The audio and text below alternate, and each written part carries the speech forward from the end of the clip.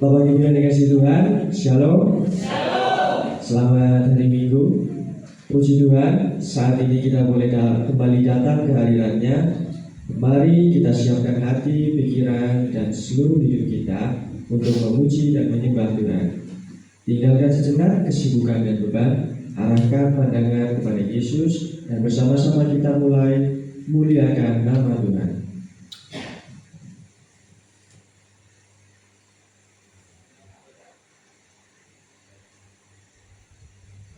Jemaat dimohon untuk bangkit berdiri. Marilah kita masuki ibadah minggu pertama setelah Natal ini dengan pengakuan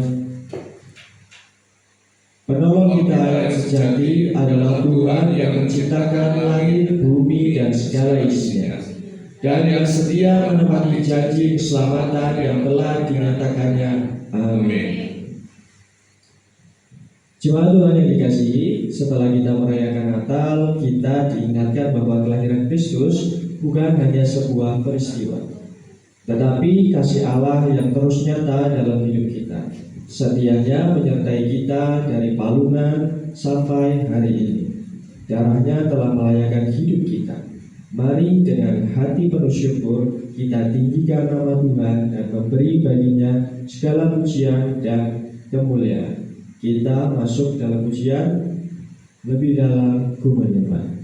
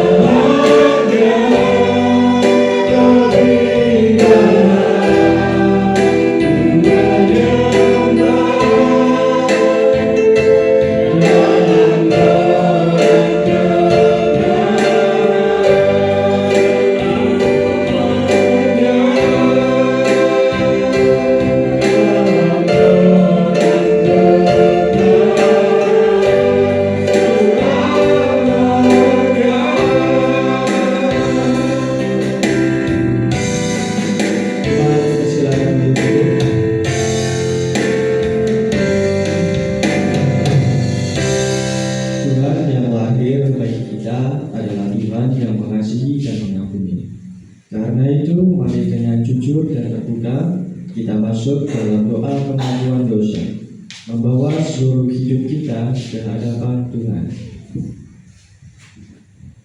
Tuhan Allah yang penuh kasih, kami bersyukur karena Engkau telah datang ke dunia dalam kerendahan hati melalui kelahiran Yesus Kristus. Namun kami mengakui seringkali hidup kami belum mencerminkan syukur atas anugerah Natal itu. Ampunilah kami ya Tuhan, ketika kami lebih mementingkan diri sendiri daripada kehendak-Mu. Ampunilah kami atas kata, sikap, dan perbuatan kami yang melukai sesama dan melukakan hati-Mu. Kami mengaku bahwa kami sering lalai hidup sebagai terang dan saksi Kristus di tengah dunia setelah perayaan Natal berlalu. Oleh darah Yesus Kristus yang telah menebus kami, sucikanlah hati kami, perbarui hidup kami, dan tuntun kami untuk berjalan dalam ketaatan dan kebenaran-Mu. Terimalah pengakuan dosa kami ya Bapa, dan pulihkan kami oleh kasih karunia-Mu. Di dalam nama Tuhan Yesus Kristus kami berdoa. Amin.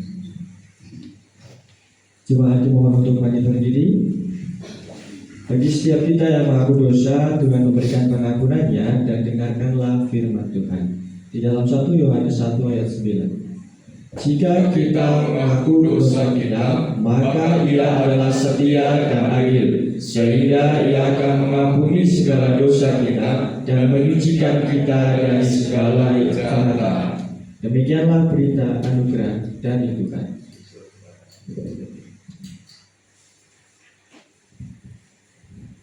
Sahabat Kristus yang terkasih, Tuhan berkenan mengampuni kita, dan itu artinya kita diperdamaikan dengan Tuhan. Ketika kita sudah menerima perdamaian dari Tuhan, kita dipanggil untuk berdamai dengan sesama kita. Mari kita sambut undangan itu dengan saling berjabat tangan kepada depan, kanan, kiri, belakang kita dengan katakan, damai Kristus besertamu. Damai Kristus.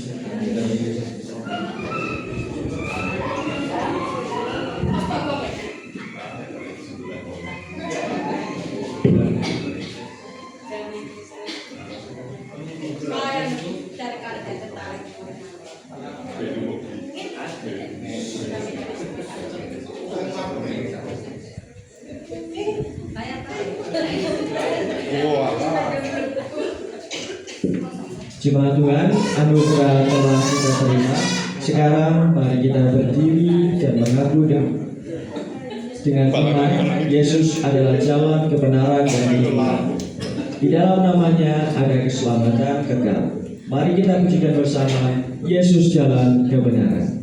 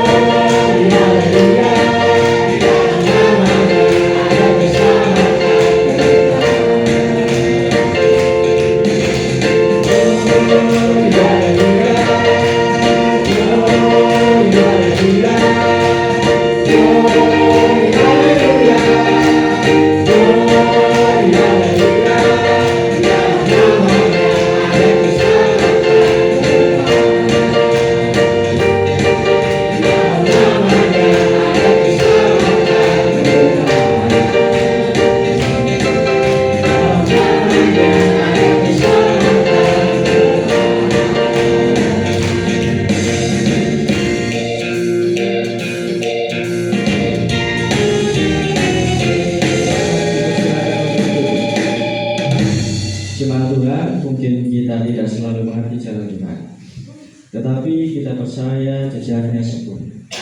Mari kita bernyanyi dengan hati yang berserah dan rindu menyenangkan hati Tuhan.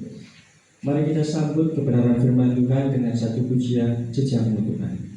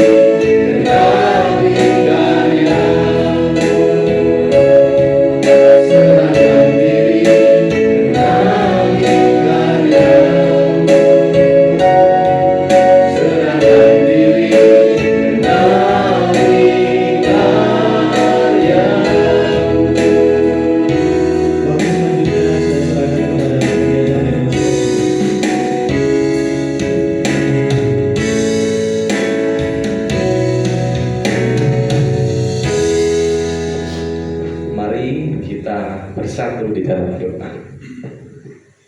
Allah Bapa kami yang bertahta di dalam kerajaan surga,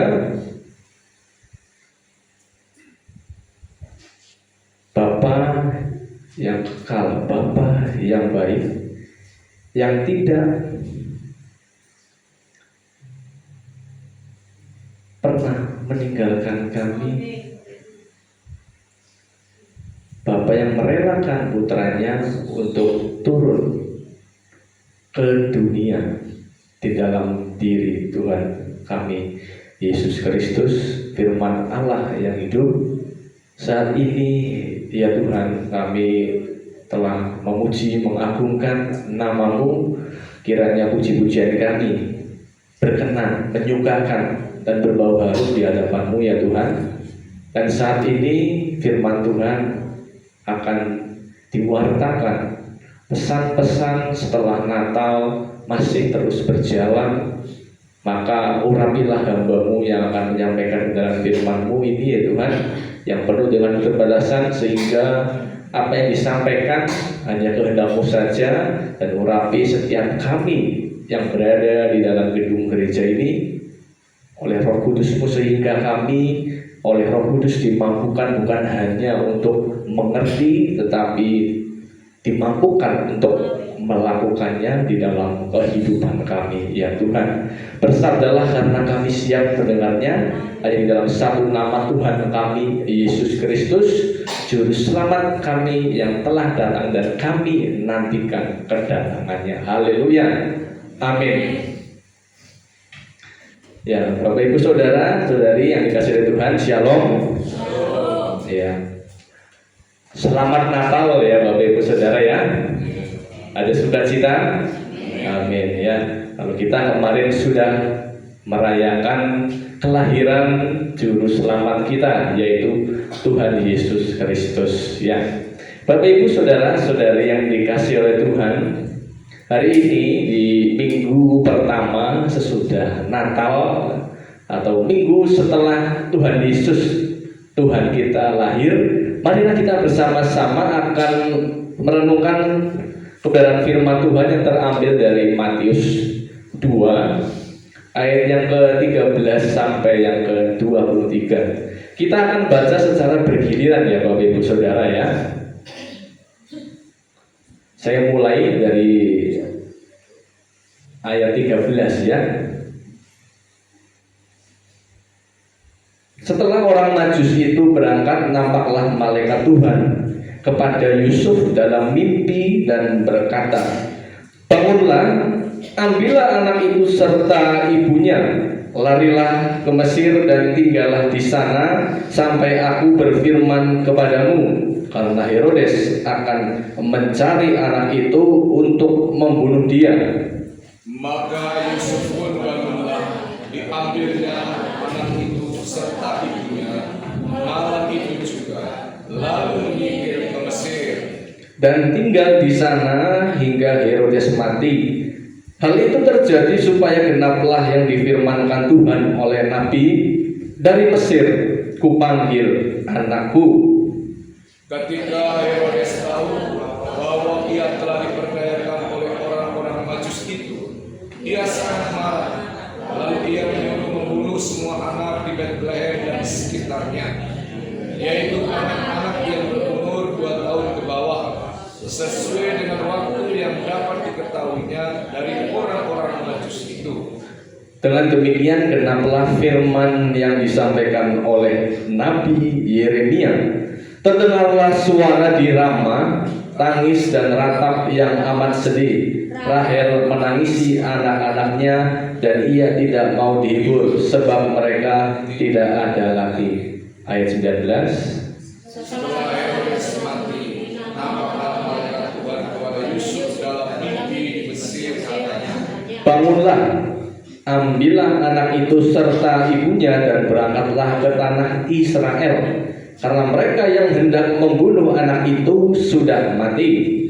Lalu Yusuf pun bangunlah, diambilnya anak itu serta ibunya dan pergi ke tanah Israel. Tetapi setelah didengarnya bahwa Archelaus menjadi raja di Yudea menggantikan Herodes ayahnya, ia takut ke sana. Karena dinasihati dalam mimpi, pergilah Yusuf ke daerah Galilea. Setibanya di sana, ia tinggal di sebuah kota yang bernama Nazaret. Hal itu terjadi supaya genaplah firman yang disampaikan oleh nabi-nabi, bahwa ia akan disebut orang Nazaret. Amin. Demikian jauh pembacaan firman Tuhan. Kita yang berbahagia adalah kita yang membaca, merenungkan, serta melakukan firman Tuhan di dalam hidup kita hari pas hari. Bapak Ibu Saudara, Saudari yang terkasih dari Tuhan, perenungan firman pada pagi hari ini, yaitu minggu pertama setelah Natal, kita akan merenungkan satu tema, yaitu Dia tak pernah gagal. Kita tahu lagunya ya Bapak Ibu ya, Dia tak pernah gagal karena Dia Allah. Pernahkah Allah itu gagal Bapak Ibu Saudara? Tidak ya. Sekalipun menurut kita Allah itu gagal memenuhi keinginan kita, tetapi sesungguhnya kita yang harus mengerti bahwasanya Dia tak pernah gagal. Yang sering gagal itu manusia. Ya. Nah, Bapak Ibu Saudara, bacaan Injil hari ini merupakan rangkaian daripada kisah pasca Natal, setelah Natal ya. Kisah ini merupakan kisah yang mendebarkan, Bapak Ibu Saudara. Berbeda dengan kisah Natal, kita tahu ya Bapak Ibu Saudara ya, kisah-kisah Natal itu mulai dari apa? Maria diberi kabar ya oleh malaikat ya bahwa kamu akan mengandung anak yang dari Roh Kudus ya. Kisah Natal kan seperti itu, lalu diawali dari Minggu Advent yang pertama di mana apa Bapak Ibu Saudara kemarin sudah dijelaskan oleh pendeta Stefanus Lim itu ya. Waktu saya ya Advent kedua di mana Yohanes Pembaptis berseru-seru di padang gurun ya. Biasanya itu ya. Simeon Hana ya, sepasang lansia oma opa yang menantikan kedatangan Mesias. Ketika sudah datang, Yesus lahir. Sekarang biarlah aku pergi, karena aku telah melihat Mesias. Simeon Hana. Lalu kelahiran Yesus, gembala di padang, ya, orang-orang Majus, ya. Itu adalah kisah-kisah di dalam Natal, di dalam rangkaian kisah Natal, kisah-kisah yang berbahagia. Nah, hari ini kisah Natal, pasca Natal, di dalam rangkaian Natal kita membaca sebuah kisah yang mendebarkan. Bapak Ibu Saudara, kalau tadi kita memperhatikan di mana keluarga Yesus ini, Yesus saat itu masih bayi, balita. Mereka harus pindah ke sana, ke sini, ya. Ada 3 babak ya Bapak Ibu di dalam bacaan kita tadi, dan kita akan bersama-sama menyelami ketiga babak ini. Karena peristiwa yang kita baca tadi itu adalah sebuah penggenapan atau rencana Allah. Ya, mari kita akan menyelami babak demi babak ya. Babak yang pertama Bapak Ibu Saudara adalah penyingkiran ke Mesir. Saya bacakan, setelah orang-orang Majus itu berangkat, nampaklah malaikat Tuhan kepada Yusuf dalam mimpi dan berkata, bangunlah, ambillah anak itu serta larilah ke Mesir. Maka Yusuf pun bangunlah, diambillah anak itu malam itu juga, lalu menyingkir ke Mesir. Dan dari sana dan tinggal di sana sampai Herodes itu mati. Hal itu terjadi supaya apa yang difirmankan Tuhan oleh Nabi, dari Mesir kupanggil anakku. Bapak Ibu Saudara, Injil Matius itu adalah Injil yang ditulis untuk orang Yahudi. Kalau Lukas untuk orang Yunani dan orang-orang non-Yahudi. Penulis Matius ini memfokuskan pemberitaan atau pewartaannya kepada orang-orang Yahudi. Dan Matius dengan sengaja seperti memflashback atau mengkilas balik, sedang menampilkan kisah nenek moyang bangsa Israel dalam kepemimpinan Musa. Bapak Ibu Saudara ingat di Perjanjian Lama ya, Musa memimpin bangsa Israel keluar dari perbudakan mana? Mesir. Ya, Musa memimpin Israel keluar dari perbudakan Mesir. Ya, karena sudah lama bangsa Israel, biji mana Tuhan ini ditawan di Mesir, maka Musa itu memimpin bangsa Israel atas perintah Allah untuk keluar dari Mesir, keluar dari perbudakan. Dan sebenarnya Bapak Ibu Saudara, kalau kita melihat di dalam ketiga babak yang kita baca tadi, pasti diakhiri dengan apa? Hal ini terjadi supaya genaplah yang difirmankan Tuhan oleh Nabi. Dan sebenarnya ini sudah dinubuatkan di Hosea 11 ayat 1 yang berbunyi seperti ini, ketika Israel masih muda, kukasihi dia, dan dari Mesir kupanggil anakku. Bapak Ibu Saudara bisa cek Hosea 11 ayat 1. Sama, Matius mengutip dari sana. Matius ini ingin menampilkan karena pembaca Injil Matius itu orang Yahudi, maka dia fokusnya kepada orang-orang yang tokoh-tokoh besar di Perjanjian Lama. Contohnya Musa. Orang-orang Yahudi sangat membanggakan Musa, Bapak Ibu Saudara. Maka penulis Matius dengan sengaja mengarahkan ke sana. Dari Mesir kupanggil anakku. Kita tahu bahwa sejarah bangsa Israel selalu memberontak dan bolak-balik menyakiti hati Tuhan. Betul kan Bapak Ibu Saudara ya? Bolak-balik menyakiti, menyembah Allah lain, lalu diserang, kalah, menjadi tawanan, bertobat, dipulihkan lagi. Seringkali mereka menolak kebenaran. Bangsa Israel itu selalu menyakiti hati Tuhan, membangkang. Dan Hosea di dalam Hosea 11 ayat 1 juga menggambarkan demikian tadi. Dari Mesir kupanggil anakku, tetapi kamu selalu menolak.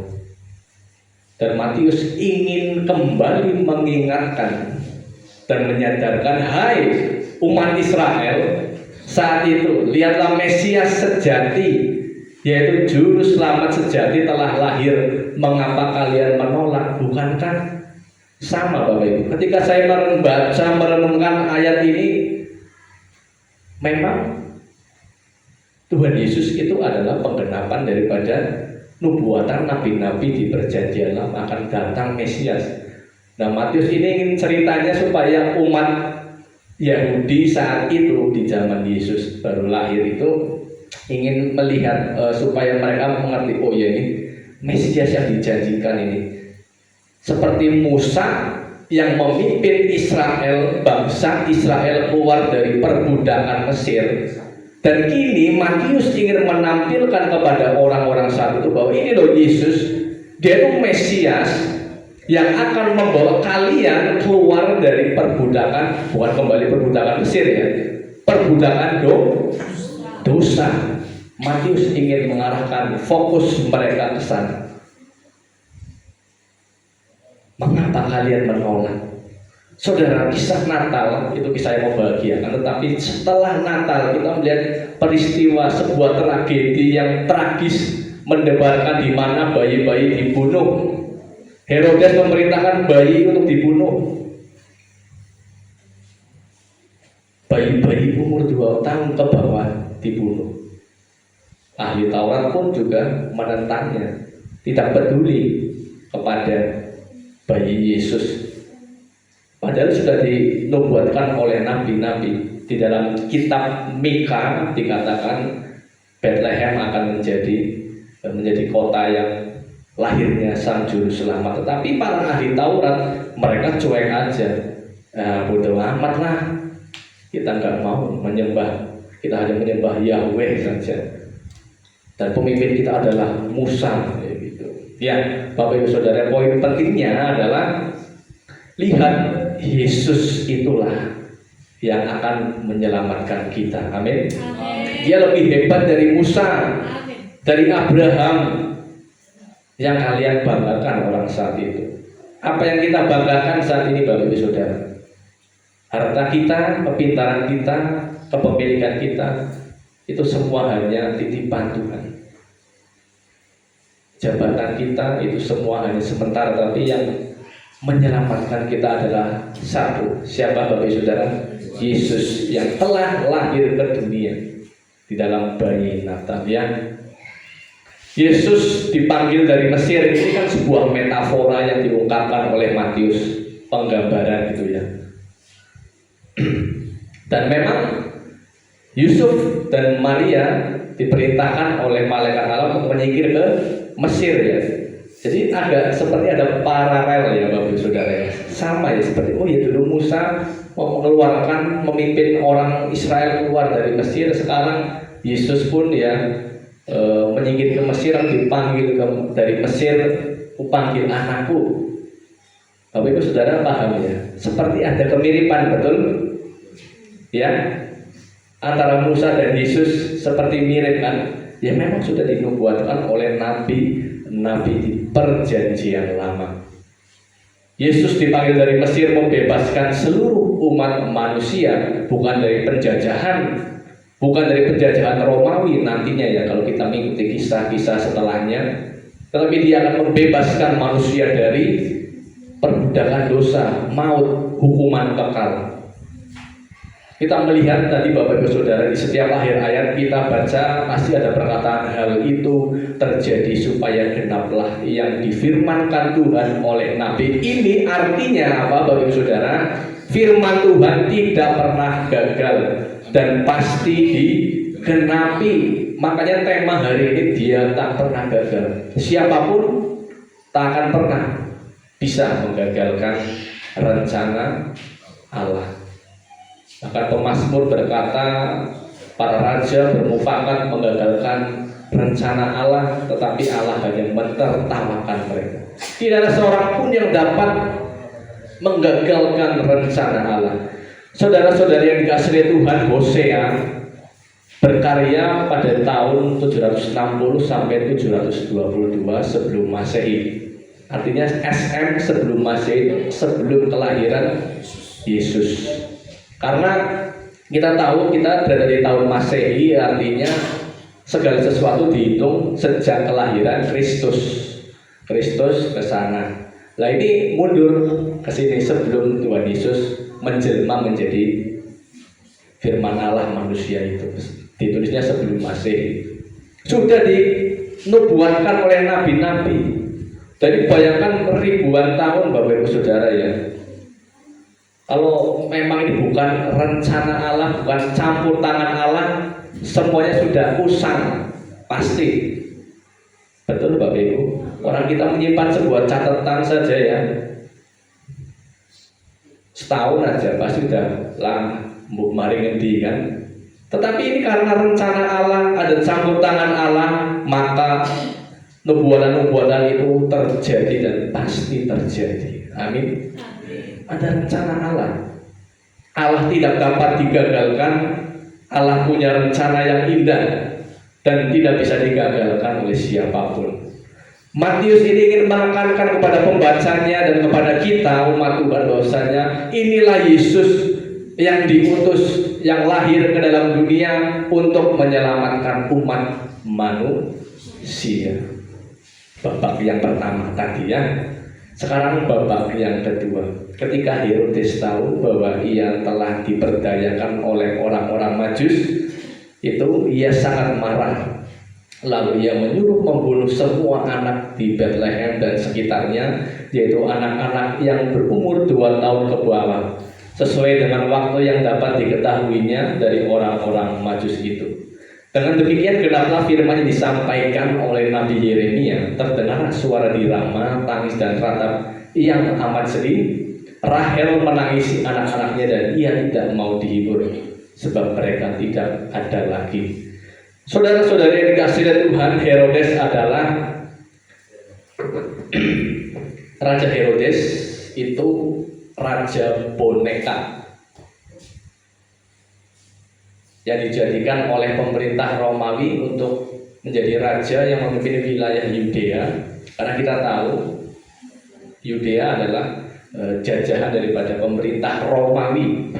Jadi pemerintah Romawi memakai Herodes ini untuk memimpin daerahnya. Tetapi orang-orang sana pun juga membenci Herodes. Dia takut Herodes ini adalah orang yang paranoid, begitu khawatir karena dia berpikir siapapun yang akan menggulingkan aku, siapapun yang akan mengkudeta aku tidak segan-segan akan membunuh. Bahkan anaknya, istrinya dan keluarganya pun ketika dia mengetahui ada gerak-gerik aneh bahwa mereka akan mengkudeta Herodes, langsung dibunuh. Maka seorang kaisar pertama Romawi bernama Augustus Octavianus pernah berkata, lebih baik menjadi anak babi daripada menjadi anak Herodes. Karena Herodes memang orang yang kejam dan bengis. Menurut beberapa ahli sejarah di Bethlehem saat itu Bapak Ibu Saudara tidak banyak bayi, kemungkinan hanya 20 atau 30 bayi, tetapi betapa mengerikannya juga ya Bapak Ibu Saudara, ketika ada bayi lahir 2 tahun ke bawah dibunuh, ditumpas. Bukankah itu menjadi sesuatu yang begitu menegangkan? Kalau ada koran saat itu Herodes hari ini membunuh anak Bapak Agus gitu ya, besok membunuh anak Bapak siapa gitu. Mengerikan Bapak Ibu Saudara. Terdengar tangisan di Rama. Tadi kita melihat ya, Rahel menangisi anaknya. Itu pun Matius juga mengingatkan kepada orang Israel. Dia mengutip dari Yeremia 31 ayat 15. Bisa dibaca Bapak Ibu Saudara. Yeremia 31 ayat 15. Matius mengutip dari sana untuk menunjukkan bahwa tangisan Rahel yang dahulu terdengar saat pembuangan Babel, tentu konteksnya berbeda ya. Saat itu memang di Yeremia kan perjanjian lama, itu menunjukkan ya, di sana itu menceritakan bahwa Rahel yang dahulu terdengar, tangisan Rahel yang terdengar saat orang-orang Israel dibuang ke Babel, dan kini terdengar kembali dalam pembantaian anak-anak di Bethlehem, seperti yang memang tergenapi nubuatan-nubuatan yang ada. Sejarah penderitaan Israel terulang, namun kali ini terjadi tepat ketika sang Mesias itu lahir ke dunia. Tetapi di tengah kekalutan, kengerian akibat pembantaian daripada Herodes yang kejam itu, ada sebuah pengharapan, yaitu Yesus Kristus yang akan menjadi juru selamat. Seringkali di dalam kehidupan kita Bapak Ibu Saudara, hidup terasa berat, mengerikan, seperti jalan buntu, tetapi kita tidak boleh lupa ada Tuhan Yesus yang bersama kita. Amin. Dia hadir membersamai kita, dia Immanuel. Jangan lupa kalau kita sedang menghadapi sebuah masalah, ingat, oh iya, aku duwe Gusti. Ada sebuah pengharapan di dalam kekalutan. Herodes, betapa dia menolak kebenaran. Mereka memuntahkan kebenaran itu. Saudara-saudara yang dikasihi Tuhan, di Filipina ada sebuah rumah sakit atau boleh dikatakan balai pengobatan, yang dimana mereka itu khusus mengobati orang-orang yang sakit kusta. Metode penyembuhannya adalah memakai pil. Banyak di sebuah desa di Filipina terkena kusta, sehingga pemerintah menyarankan orang-orang yang terkena kusta ini supaya berobat dikasih pil. Dan anehnya Bapak Ibu Saudara, di pintu keluar klinik itu ada penjaga dokter. Tugasnya gini, buka mulutmu. Dibuka, oh ya masih, ditelan. Ketika mereka sudah jauh dari klinik, dibuang pil itu. Selidik punya selidik apa? Orang-orang yang berpenyakit kusta di sana itu tidak ingin sembuh Bapak Ibu Saudara. Karena apa? Ternyata orang-orang yang kena kusta itu mendapat bantuan dari pemerintah, sehingga mereka nggak mau sembuh. Bahkan mereka dengan sengaja menularkan anak-anaknya penyakit kusta supaya pemerintah menjaga kehidupan mereka walaupun mereka menderita sakit kusta. Saudara, begitupun juga dengan manusia kita pun membutuhkan pil kebenaran. Tidak banyak, tidak sedikit orang-orang yang menolak kebenaran itu. Mereka dengan sengaja memuntahkan pil kebenaran itu, tidak mau menerima kebenaran. Maka hari ini kita dipanggil Bapak Ibu Saudara, terimalah kebenaran itu. Kita bersyukur kita sudah ada di dalam kebenaran, di dalam iman yang benar, di dalam Tuhan Yesus yang menyelamatkan kita. Maka pertahankan, jagai dan hidupi iman kita. Amin. rencana Allah tidak dapat digagalkan. Seringkali mungkin kita merasa Allah seperti tidak hadir di dalam rencanaku selalu gagal. Tetapi kita hari ini diingatkan, percayalah Allah sedang mempersiapkan sesuatu yang terbaik itu boleh terjadi di dalam hidup kita. Amin. Waktu Tuhan, timeline-nya Tuhan itu bukan waktu kita. Yeremia berkarya tahun 626 sampai 587 Masehi. Lama enggak dengan kelahiran Yesus? Lama. Saudara, sedemikian jauh pun ya penantian masa-masa kelam dengan pengharapan kedatangan Yesus lama. Bukankah seringkali pengharapan kita akan penyelesaian solusi daripada masalah kita juga terasa lama? Betul Bapak Ibu Saudara? Artinya kita diajak untuk tetap yakin, tetap percaya, konsisten. Tuhan pasti menolong. Kadang memang waktu Tuhan itu terasa begitu lama. Betul Bapak Ibu? Iya, kita hanya disuruh untuk beriman, percaya, tunggu waktu Tuhan. Babak 3 Saudara. Ayat 19 sampai 23. Setelah Herodes mati, nampaklah malaikat Tuhan kepada Yusuf dalam mimpi di Mesir. Katanya, bangunlah, ambillah anak itu serta ibunya dan berangkatlah ke tanah Israel, karena mereka yang hendak membunuh anak itu sudah mati. Lalu Yusuf pun bangunlah, diambillah anak itu serta ibunya dan pergi ke tanah Israel. Tetapi setelah didengarnya bahwa Archelaus menjadi raja di Yudea, menggantikan Herodes, akhirnya ia takut ke sana karena dinasihati dalam mimpi. Pergilah Yusuf ke daerah Galilea. Usah dibaca semua ya. Kalau kita tadi melihat Matius menampilkan nubuat-nubuat dari nabi-nabi di perjanjian lama, maka di bagian ini Matius tidak mengutip spesifik, karena memang perkataan Matius tadi yaitu yang hal itu terjadi supaya genaplah firman yang disampaikan oleh nabi-nabi bahwa ia akan disebut orang Nazaret. Itu di perjanjian lama memang secara spesifik nggak ada Bapak Ibu Saudara. Tadi kalau kita melihat bapak-bapak sebelumnya itu ada ya, memang ada Matius mengutip, tapi kali ini Matius itu tidak mengutip secara spesifik. Tapi memang ada nubuat di perjanjian lama bahwasanya Mesias itu akan ditolak dan dijauhi. Mesias akan ditolak. Contohnya, saya kutipkan satu dari Yesaya 53 ayat 3. Ia dihina dan dihindari orang, seorang yang penuh kesengsaraan dan yang biasa menderita kesakitan, seperti seorang yang dihindari orang. Ia dihina dan kita pun tidak menghiraukannya. Kita melihat malaikat Allah melalui mimpinya kepada Yusuf memerintahkan apa? Mereka kembali ke tanah Israel, pulang ke kampung halamanmu Yusuf. Yusuf kan orang Yudea, di provinsi Yudea. Pulang ke sana, ke desa Bethlehem, kampung halamanmu. Tetapi kini daerah Yudea dipimpin oleh Archelaus, anak Herodes yang lebih kejam. Maka diperintahkan jangan ke sana, takutnya nanti dibunuh.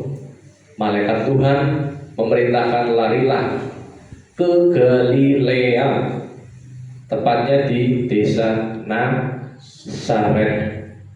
Makanya kita mengenal Yesus orang Nazaret. Saudara, Bethlehem adalah kota Daud. Maka akan sangat lucu mungkin ya kedengarannya ketika Yesus orang Bethlehem. Tidak sama dengan namanya apa ya, konsep kerajaan Allah yang mana dibolak-balikan gitu ya, paradoks. Nah, di mana Tuhan itu tidak datang dengan kegagahannya, kemewahannya, tapi dia justru malah memilih membolak-balikan. Dia lahir di kandang domba, di pegunungan, ya.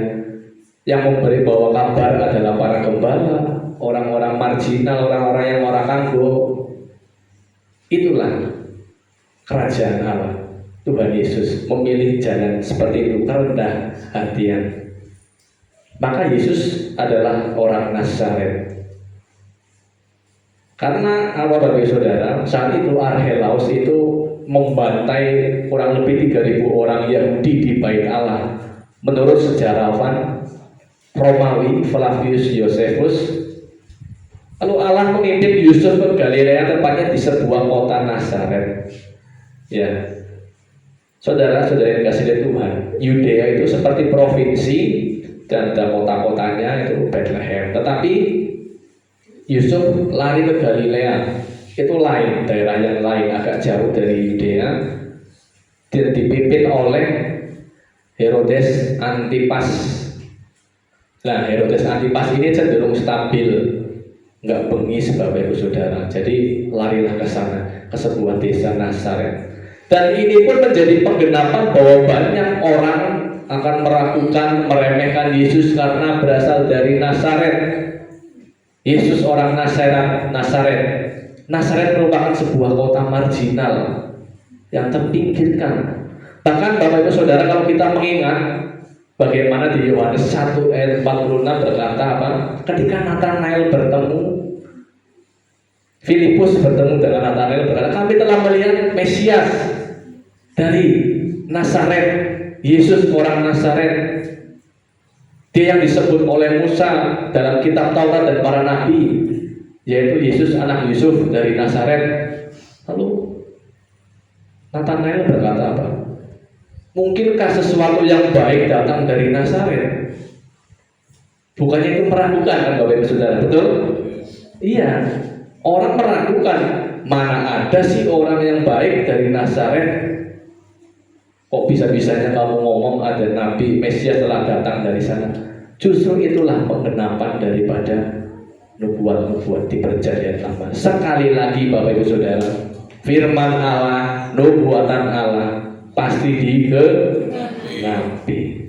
Dia tidak pernah gagal. Yesus tidak tumbuh di pusat kekuasaan, tetapi di kota marginal, terpinggirkan. Ia tidak dilindungi oleh istana, melainkan oleh ketaatan Yusuf yang taat pada petunjuk Allah. Bapak Ibu Saudara, berita indah yang menjadi sebuah pengingat yang indah di minggu pertama sesudah Natal ini, Allah yang sama yang memimpin Yusuf di tengah bahaya, Allah yang sama yang menjaga Yesus di tengah ratapan, adalah Allah yang sama yang sedang memimpin hidup kita hari ini. Amin. Rencananya tidak pernah gagal, waktunya tidak pernah terlambat, dan jalannya seringkali tidak kita mengerti, tetapi selalu membawa keselamatan dan kehidupan. Maukah kita di dalam ada bersama? Maukah kita membersamai ada di dalam waktu Tuhan itu yang belum kita ketahui? Dengan apa? Dengan bersabar dan berserah. Bapak Ibu Saudara-saudara yang dikasihi Tuhan, Natal ternyata tidak berhenti di Palungan. Setelah Natal yang ada justru ancaman, tangisan dan pelarian. Yesus harus menyingkir ke Mesir. Anak-anak dibunuh oleh Herodes. Rahel kembali menangis. Tapi satu hal yang tidak pernah berubah, rencana Allah tidak pernah gagal. Herodes ingin menggagalkan karya Allah. Archelaus pemerintah dengan kejam. Bahkan Yesus akhirnya dibesarkan di Nazaret, kota kecil yang dipandang rendah. Namun justru dari tempat marginal yang terpinggirkan itulah keselamatan dunia boleh ada di sana, bertumbuh. Kalau Natal, hari-hari setelah Natal terasa gelap, ingatlah ini, Tuhan tidak pernah gagal. Amin. Dia sedang bekerja tepat di dalam waktunya. Tepat pada waktunya Dia akan menunjukkan pelangi kasih-Nya. Amin. Percayalah, Tuhan memberkati kita. Kita berdoa. Terima kasih Tuhan Yesus, kami pada pagi hari telah diingatkan oleh kebenaran firman-Mu bahwasanya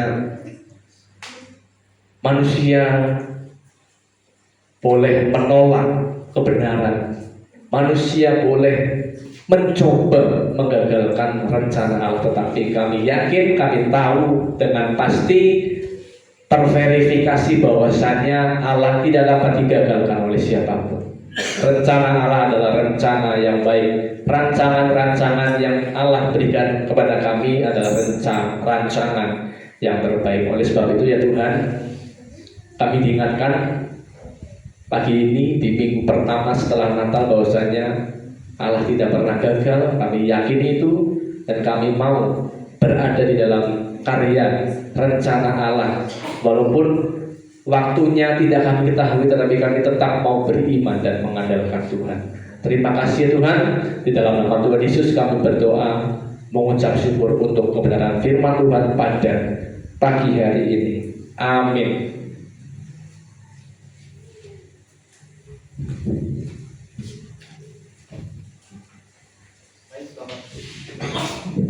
Baik Bapak Ibu semuanya, kita telah mendengarkan firman Tuhan. Sekarang saatnya kita akan melakukan iman rasuli. Jemaat untuk balik berdiri. Jemaat yang dikasihi, marilah bersama kita mengikrarkan pengakuan iman percaya kita menurut Kidung Jemaat 280. Aku percaya.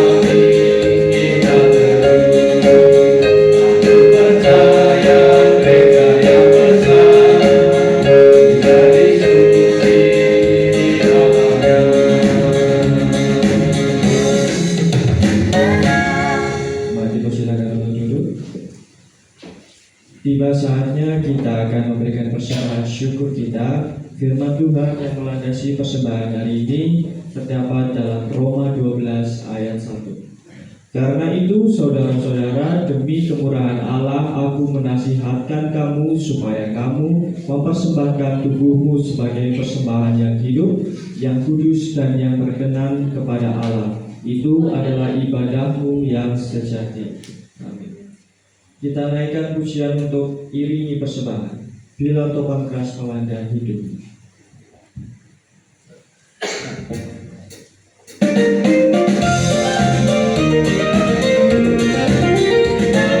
Bila topan keras melanda hidup,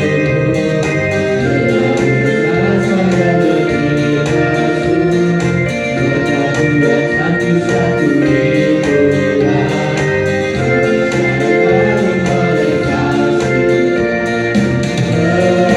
Tuhan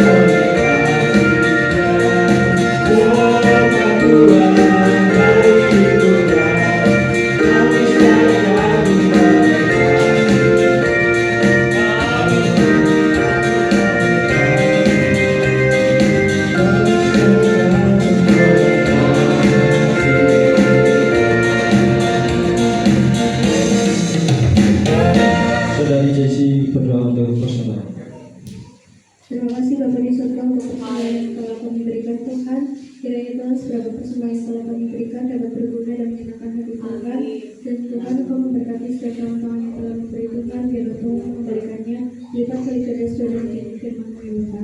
Terima kasih Tuhan, kami sudah memberikan persembahan dengan hati yang bersyukur hanya di dalam nama Tuhan Yesus Kristus. Juru selamat kami sudah berdoa. Haleluya. Terima kasih atas persembahan Bapak Ibu Saudara, dan sebentar kita akan melihat informasi sebentar. Ibadah tutup tahun Rabu 31 Desember 2025 pukul 6 sore. WL-nya Saudari Rachel Natalia, singernya Bapak Wiki dan Saudara Steven, Aser Bapak Ibu Marsono, LCD-nya Ius. Ibadah umum Sakramen Perjamuan Kudus Minggu 4 Januari 2026 pukul 8 pagi. WL-nya Rachel Mariana, singer Tania dan Feni. Aser Bapak Ibu Sabtono dan LCD-nya Saudara Desi. Mengingatkan minggu depan pojokan arisan, mohon perhatian jemaat. Selanjutnya doa dan syafaat dan doa berkat.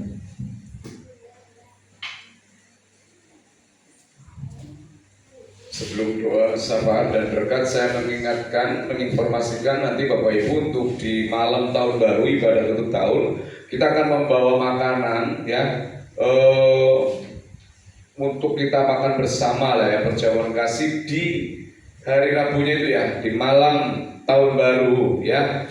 Nanti menu makanannya akan di list ya, misalnya nasi, ayam, dan mie atau capcay, jenisnya seperti itu supaya nanti bisa terorganisir dengan baik membawanya, siapa yang ayam, siapa yang mie, siapa yang nasi untuk malam tahun baru. Bapak Ibu paham ya?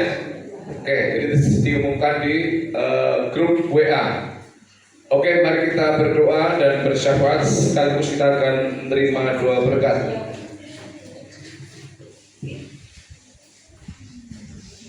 Segala puji, hormat, syukur, kemuliaan dan kebesaran hanya bagi Tuhan Yesus Kristus, Sang Juru Selamat kami yang hidup, Sang Raja Damai dan Sang Pemelihara hidup kami. Kami berdoa pada pagi hari ini Tuhan, bersyukur untuk firman-Mu, bersyukur untuk rangkaian ibadah yang berjalan dengan baik, berjalan dengan lancar, dan biarlah nama Tuhan Yesus dipermuliakan. Kami berdoa untuk pemerintahan bangsa Indonesia yang kami cintai Tuhan. Kami doakan pemerintahan pusat hingga daerah dengan segala program-program yang membawa kemajuan daerah di seluruh dunia, di seluruh Indonesia. Berkati Tuhan sekali lagi pemerintahan kami, mulai dari presidennya, wakil presidennya, para menteri, para gubernur, para wali kota, para bupati, para camat, para lurah, dan juga seluruh perangkat-perangkatnya.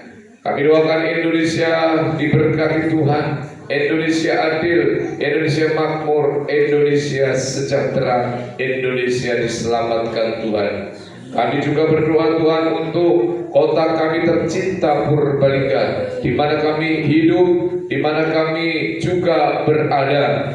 Kami doakan Bapak Bupati kami, Bapak Fahmi Muhammad Hanif, dan wakil bupatinya Bapak Dimas Prastya Hani sebagai pemimpin di Purbalingga. Kiranya Tuhan memberkati beliau-beliau dan Tuhan melancarkan setiap program-program yang mereka programkan dan setiap program-program yang sedang mereka kerjakan membawa kemajuan yang signifikan untuk kota kami Purbalingga, sehingga Purbalingga adil, Purbalingga makmur, Purbalingga sejahtera, Purbalingga aman.